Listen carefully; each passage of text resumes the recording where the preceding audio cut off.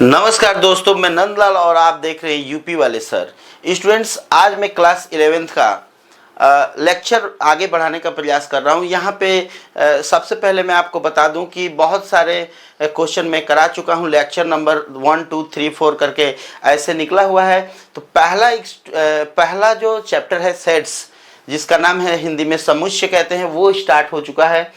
ये अब लास्ट होने की स्थिति में तो नहीं है, लेकिन जल्दी समाप्त हो जाएगा। तो जो स्टूडेंट्स हमारे चैनल पे पहली बार आए हैं वो हमारे चैनल को सब्सक्राइब कर ले, ताकि उन लोगों के पास नोटिफिकेशन टाइम टू टाइम पहुंचता रहे हमारा, और आपको पता चले कि हम लोग क्या कर रहे हैं और आप लोग के भविष्य की सुधार में हम लोग क्या कर सकते हैं। तो स्टूडेंट्स, अब मैं बात करता हूँ कि सबसे पहले मैं आपको बता दूँ कि यहाँ पे हमारा फेसबुक, इंस्टाग्राम, यहाँ पे यूपी वाले सर का एप्स है। यहाँ पे आप लोगों को मॉक टेस्ट, सेशनल टेस्ट, ऐसे करके आपको बहुत सारे मटेरियल मिलेंगे यहाँ पे पढ़ने के लिए।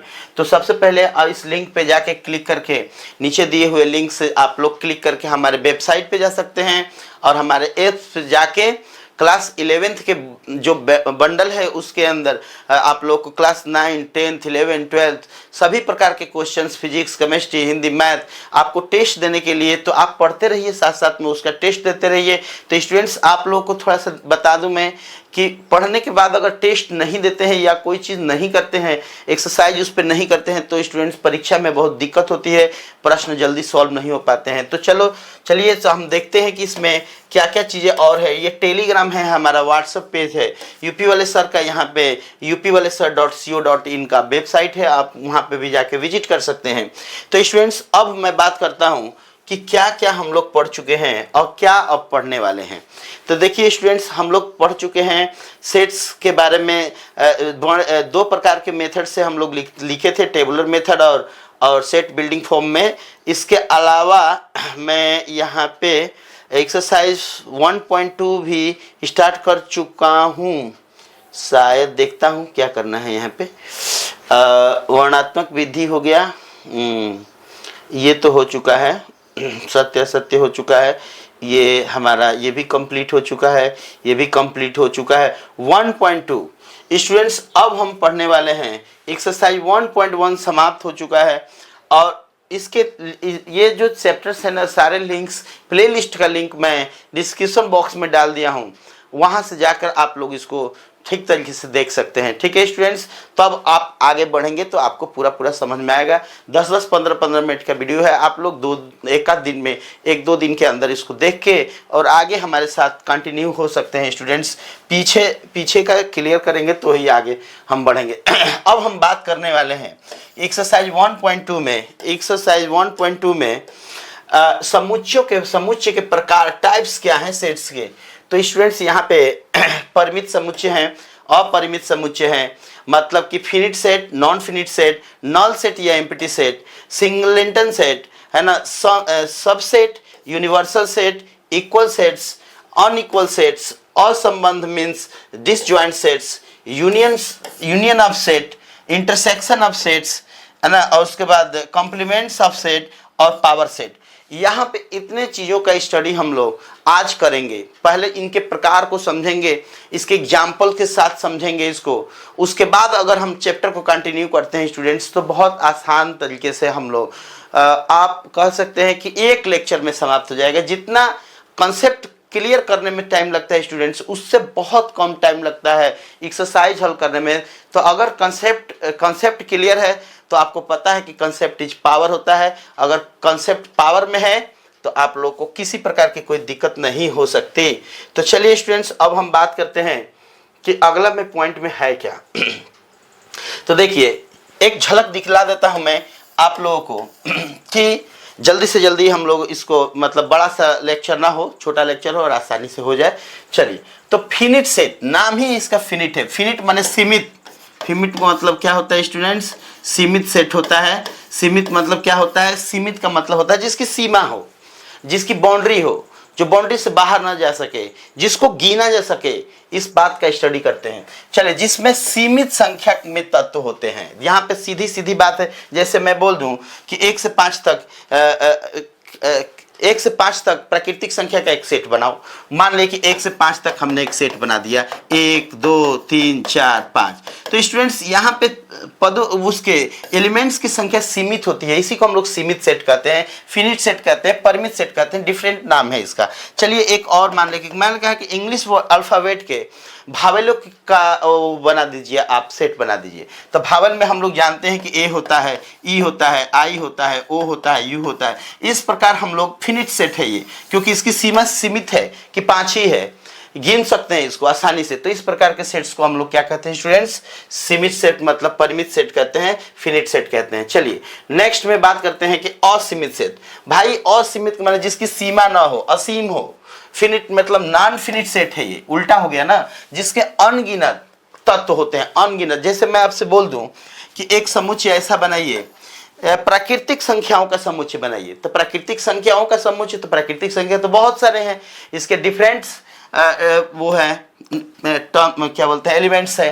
तो यहाँ पे हम 1 2 3 4 5 डैश डैश डैश। अब यहाँ पे बाउंड्री फेल हो गया, यहाँ बाउंड्री पे हम आगे बढ़ा सकते हैं, इसको डिफरेंट टाइप से बढ़ा सकते हैं। चलिए अब जैसे मैंने कह दिया कि होल नंबरों का सेट बनाइए, तो 0 1 2 3 4 ऐसे तो बहुत सारे सेट्स हैं। तो इस प्रकार के सेट जिसको हम लोग क्या कर सकते हैं, काउंटिंग अनगिनत होते हैं, काउंटिंग नहीं कर सकते, इसकी सीमा नहीं है, अपरिमित है ये, है ना।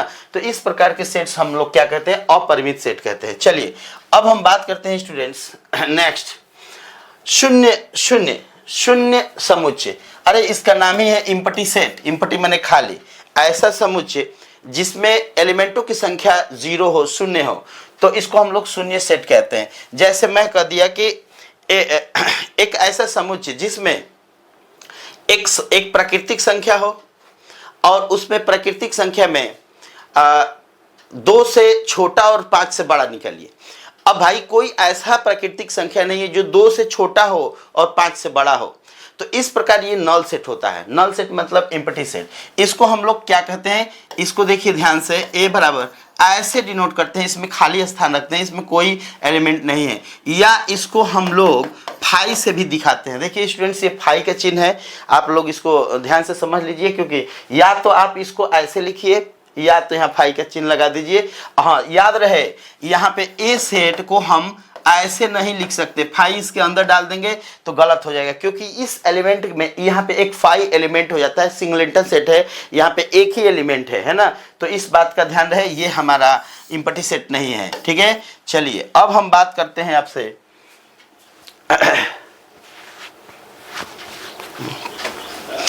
अब हम बात करते हैं स्टूडेंट्स कि हाँ एकल सेट, एकल सदस्य समुच्चय, सिंगलेटन सेट।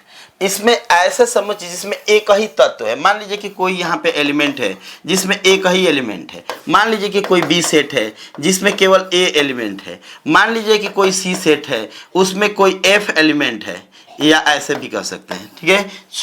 चलिए यहाँ पे हम एफ भी ले सकते हैं, कोई भी, चाहे मान लीजिए कि यहाँ पे 3 कोई एलिमेंट।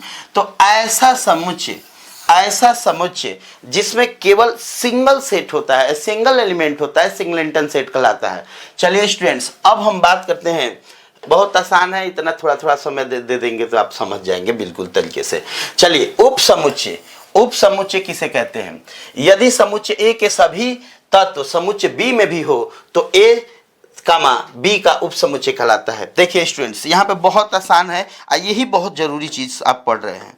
जैसे मान लीजिए कि एक कोई सेट ए है जिसमें 1 2 एलिमेंट है, और एक कोई बी है जिसको हम लोग कहते हैं 1 2 3।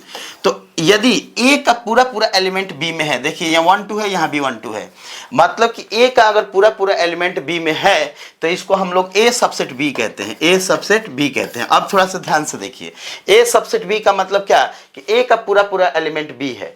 अब यहाँ पे क्या बी सबसेट ए है? बी सबसेट ए है ना, बी का पूरा एलिमेंट ए में नहीं है। तो इस प्रकार इसको हम लोग लिखेंगे कि बी सबसेट ए नहीं है, यहाँ पे कट का चिन्ह लगा देंगे, क्रॉसिंग का, ठीक है स्टूडेंट्स।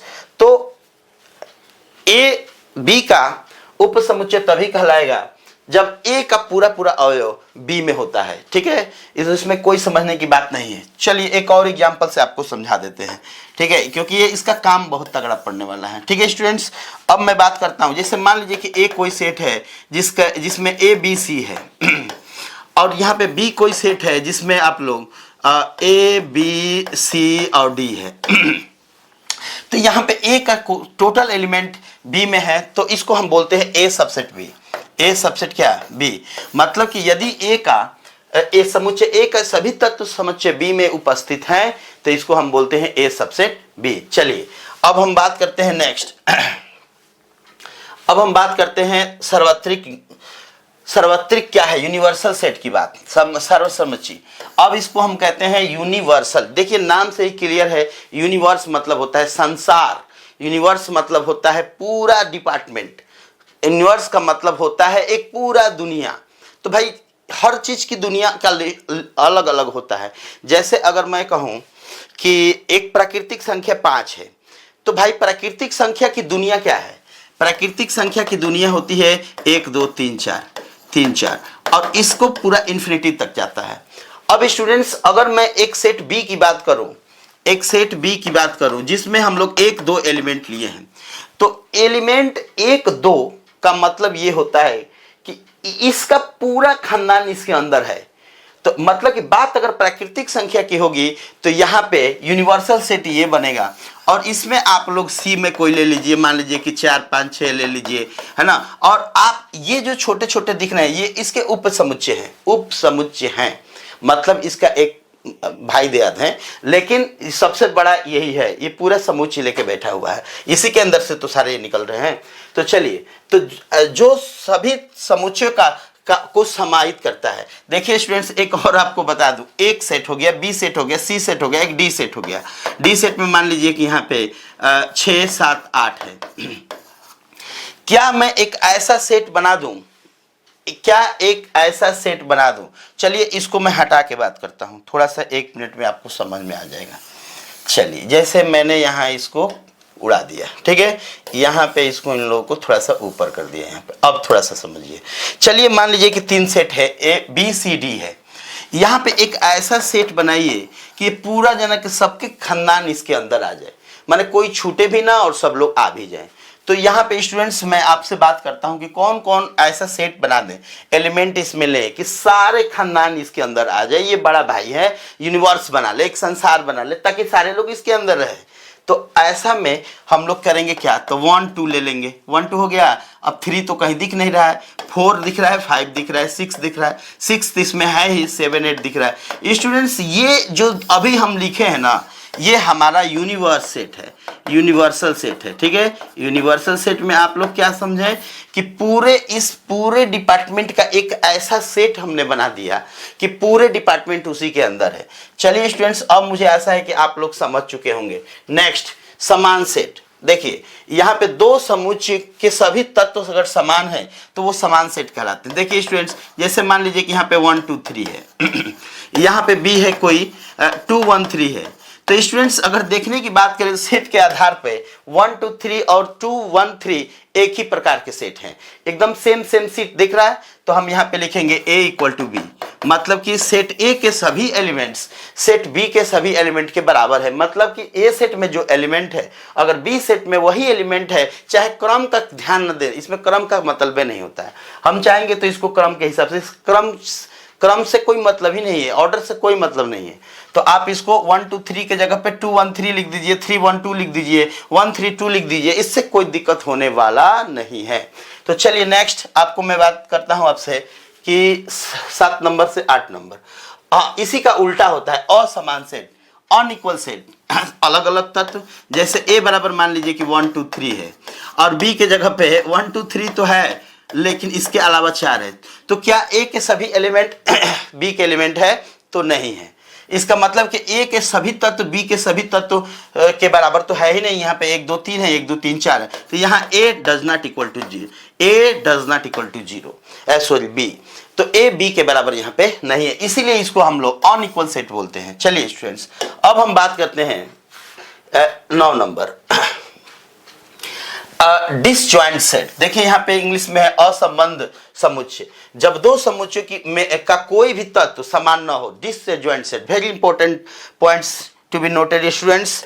जैसे मान लीजिए कि ए कोई सेट है 1 2 3 है यहाँ पे बी कोई सेट है जिसका नाम है 4 5 6। क्या यहाँ पे कोई ऐसा एलिमेंट है जो मैच कर रहा है? तो ऐसा कोई भी एलिमेंट अगर आपको दो सेटों के बीच दिख नहीं रहा है तो आप इसको सीधी सीधी भाषा में डिसजॉइंट सेट कहेंगे। A and B are disjoint set. Disjoint set, disjoint का मतलब होता है स्टूडेंट्स, डिसजॉइंट सेट का मतलब होता है कि कोई भी मैच नहीं किया, कोई भी मैच नहीं किया। एक भी अगर मैच कर देता ना इसमें 1 2 3 में से, यहाँ पे 1 2 3 में से कोई भी एक इसमें होता, चाहे 6 उसमें होता, चाहे 5 उसमें होता, तो हम इसको डिसजॉइंट सेट नहीं कहते स्टूडेंट्स। यहाँ पे आप लोगों को ध्यान देना पड़ेगा, ठीक है। चलिए अब मैं बात करता हूं नेक्स्ट पॉइंट की। हाँ, असंयुक्त सेट ठीक उसी का उल्टा है, दो या दो से अधिक समुच्चय के सभी तत्वों का समुच्चय। अब यहाँ पे मान लीजिए कि ए है हमारा 1 2 3 डिसजॉइंट सेट, हम संयुक्त सेट की बात कर रहे हैं, अब थोड़ा सा यूनियन सेट की बात करते हैं। चलिए ठीक है, चलिए मान लीजिए कि कोई बी है यहाँ पे, इसमें है 3 4 5, चलिए यहाँ पे 3 4 5 ही लेते हैं, 6 भी ले लेते हैं, ठीक है। तो दो सेट है, तो इस सेट में यूनियन का मतलब क्या होता है? यूनियन का मतलब होता है समूह बनाओ, माने ऐसा एक यूनियन बनाओ जिसमें सभी लोग आ जाएं, तो इसी को हम कहते हैं यूनियन। जैसे ए यूनियन बी, इसको हम ऐसे लिखते हैं, यू से लिखते हैं, यही हमारा सिंबल है। तो एक ऐसा सेट बनाओ भाई जिसमें ये दोनों आदमी आ जाएं, कोई शिकायत ना हो कि हर परिवार से लोग हैं हमारे यूनियन सेट में। तो हम बात करते हैं 1 2 3 की, 1 2 3 की और 4 की, 5 की, 6 की।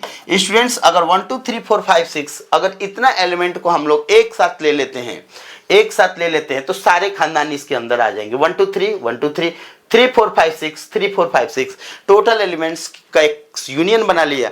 तो इस प्रकार के हम लोग यूनियन ज्ञात करते हैं। यूनियन बहुत आसान है, हाँ, लेकिन ये बहुत ही इंपॉर्टेंट है, इस बात का ध्यान दीजिए, ठीक है स्टूडेंट्स। अब मैं बात करता हूं कि लास्ट क्या है, असंयुक्त। देखिए इसको हम लोग इंटरसेक्शन ऑफ सेट्स बोलते हैं। जैसे अगर दो या दो से अधिक समुच्चय के समान तत्वों का समुच्चय, जैसे मान लीजिए कि बहुत आसान है, जैसे मान लीजिए कि 1 2 3 4, मान लीजिए कि यहाँ पे मैंने 5 कोई भी ऑप्शन दे दिया, उससे कोई दिक्कत नहीं, कोई भी एग्जाम्पल ले सकता हूँ मैं। यहाँ पे 2 3 हो गया, 5 7 हो गया।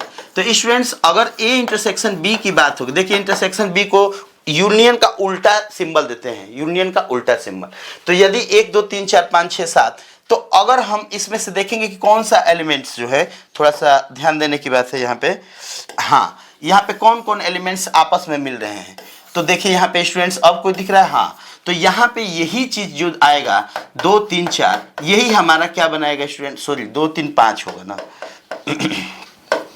2 3 5, 2 और 3 और 5, यही 3 तो मिल रहे हैं यहाँ पे। तो ऐसा समुच्चय जिसमें दोनों अवयव हो, दोनों प्रकार के अवयव हो, ये तो मैं आगे चल के बहुत ढंग से तरीके से समझा दूंगा कि दिमाग में एकदम बैठ जाएगा कि आपको निकलने का नाम नहीं लेगा, निकालेंगे चाहेंगे तो भी आपको निकाल नहीं पाएंगे।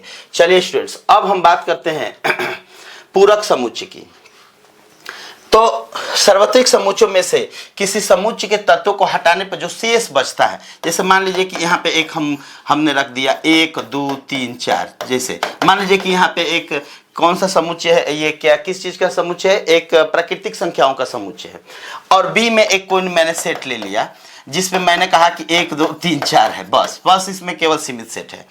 अब यहाँ पे कहेंगे कि अब बी ए में से, ये पूरे यूनियन में से ये चीजें अगर हम निकाल देते हैं तो कोई शेष सेट बनता है। तो जैसे मान लीजिए कि इसको हम लोग एक सी सेट बनाएंगे, तो ये 1 2 3 4 इसमें से निकाल दीजिए, तो 5 6 7 8 बचेगा, 7 8 9 10 ऐसे लाइन से बचेगा।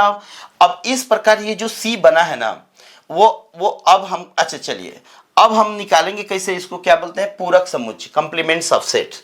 तो किसी चीज का अगर हम कंप्लीमेंट निकालते हैं तो वो चीजें हम उस पूरे यूनिवर्स में से माइनस कर देते हैं, जिस प्रकार से ये हम लोग निकाले हुए हैं। आगे हम इसको बहुत बारीकी से समझाएंगे, तब तक थोड़ा सा टाइम, हम कल बात करेंगे इसके ऊपर। तब तक के लिए आप लोगों से अलविदा, जय हिंद, जय भारत।